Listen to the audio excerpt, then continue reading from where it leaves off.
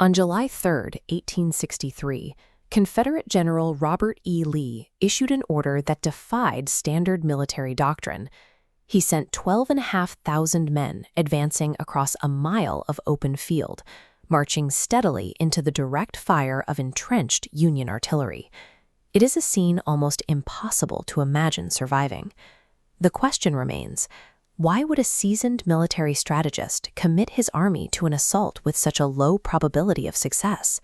And how did a chance meeting at a Pennsylvania crossroads decide the ultimate fate of the United States? This charge was the final, desperate move in a chain of decisions that would eventually break the Confederacy's ability to wage an offensive war. By the summer of 1863, the war had entered its third brutal year. In the East, Lee's Army of Northern Virginia was coming off a stunning victory at Chancellorsville.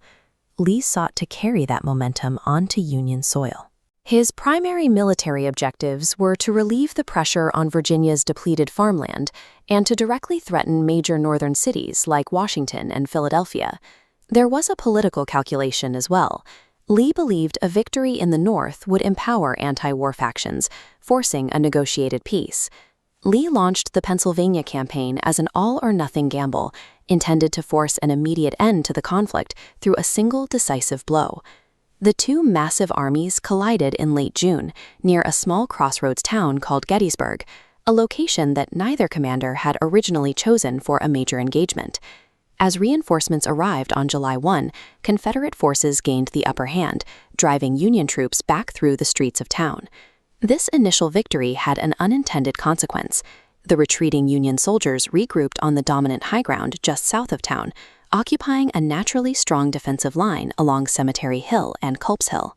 By pushing the Union Army onto this ridge, the Confederates handed their enemy a defensive advantage that would dictate the remainder of the battle.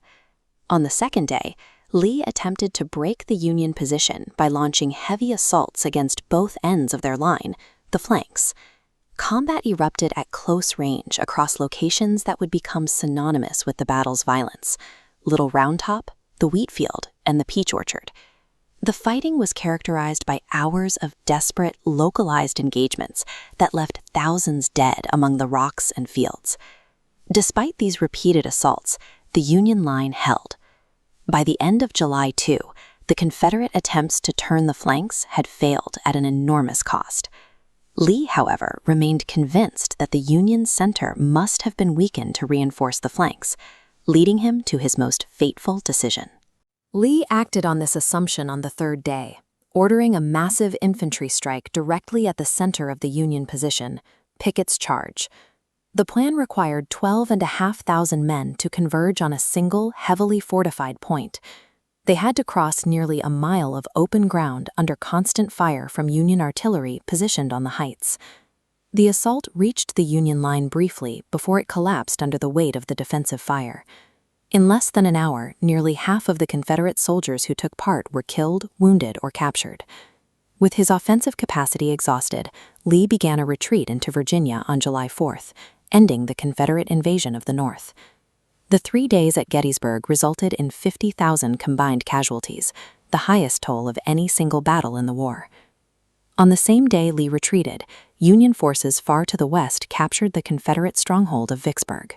These simultaneous victories gave the Union control of the Mississippi River and ended the threat of yet another Confederate invasion, shifting the strategic momentum of the entire war in the Union's favor. In November of 1863, President Abraham Lincoln arrived at the battlefield to dedicate a cemetery for those who had fallen. During his brief remarks, known as the Gettysburg Address, Lincoln articulated a new understanding of the conflict's purpose. He defined the war as a test of whether a nation dedicated to the proposition that all men are created equal could survive. While the fighting continued for 2 more years, Gettysburg provided the military success necessary to preserve the Union and the political foundation to redefine its moral goals.